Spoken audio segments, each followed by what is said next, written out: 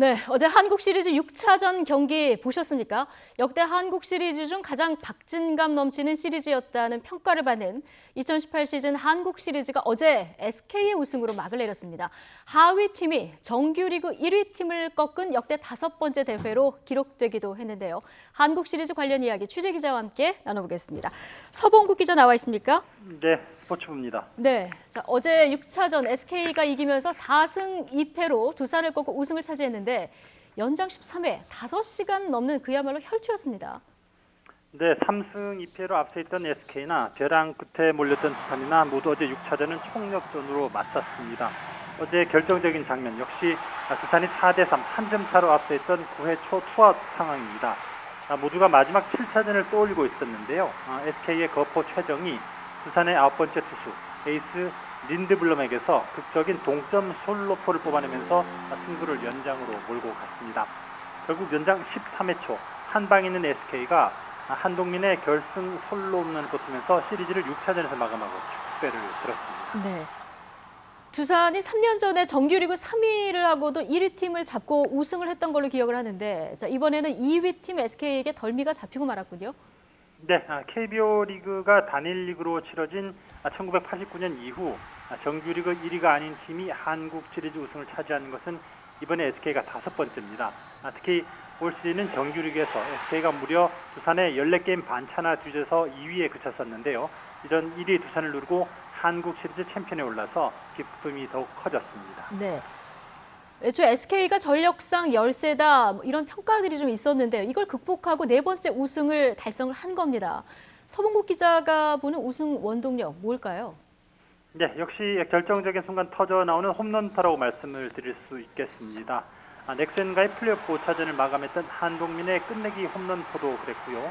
어제만 해도 SK는 강승호의 투런포에 이어서 꺼져가던 불씨를 살린 최정의 한방, 그리고 다시 한번 터진 한동민의 결승 홈런까지 거포 군단의 막강 화력을 과시했습니다. 실제 SK는 정규리그 233개로 홈런 1위를 기록했습니다. 포스트 시즌에도 넥센과 플레이오프에서 13개, 두산과 한국 시리즈에서 각각 8개 홈런을 터뜨리면서 우승을 차지할 수 있었습니다. 여기에 외국인 투수 산체스, 김태훈, 그리고 정영일이 버틴 불펜의 위력도 8년 만에 우승 트로피를 찾아올 수 있었던 원동력이었습니다. 예. 자, 그리고 KBO 리그에서 외국인 감독이 우승을 차지한 거 이번이 처음인 거죠? 그렇습니다. SK의 트레이 힐만 감독은 미국 출신인데요. 출범 37년째를 맞이한 우리 KBO 리그에서 외국인 사령탑 최초의 한국 시리즈 우승이라는 새 역사를 썼습니다. 또 우리나라와 일본 양대 리그를 대표한 첫 번째 감독이 됐습니다.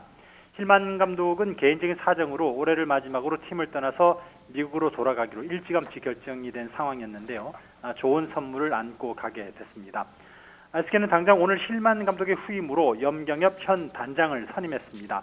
3년 계약이고요. 계약금 4억 원, 연봉 7억 원 등 총액 25억 원입니다.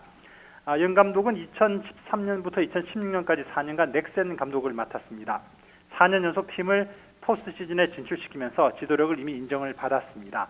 힐만 스타일의 SK 야구에 내년 시즌 어떤 변화를 줄지 관심이 모아집니다. 네.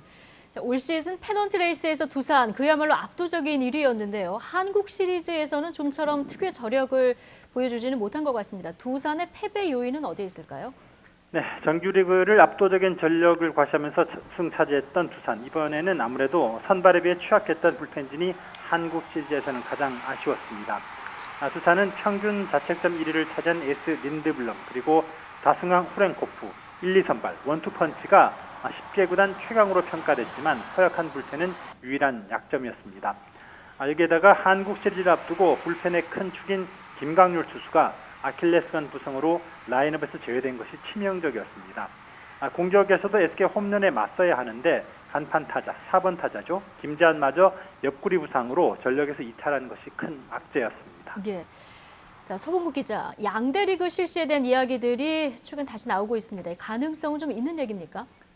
이번에 보셔도 알 수 있겠지만 정규리그 1위인 두산팀이 너무 오래 기다렸고요. 네. 사실상 이렇게 1위 팀이 우승을 못하게 되면 정규리그 우승의 의미가 좀 떨어진다. 그런 이론들이 나오고 있기 때문입니다. 양대리그 제도 협정이 거론되고는 있는데요. 당장 실행은 어려울 전망입니다. KBO는 전부터 2020년 12개 팀으로 양대리그 운영을 하자 이런 안을 검토를 해왔는데 아직 우리는 10개 팀에 머물고 있습니다. 과거에 한번 양대리그를 도입해서 실시를 했지만 상위팀과 하위팀의 전력차가 심하게 나면서 흥미가 오히려 반감되는 부작용도 있었습니다. 아직은 걸림돌이 적지 않은 것 같습니다. 예, 지금까지 서봉국 기자와 한국 시리즈 얘기 나눠봤습니다. 수고하셨습니다.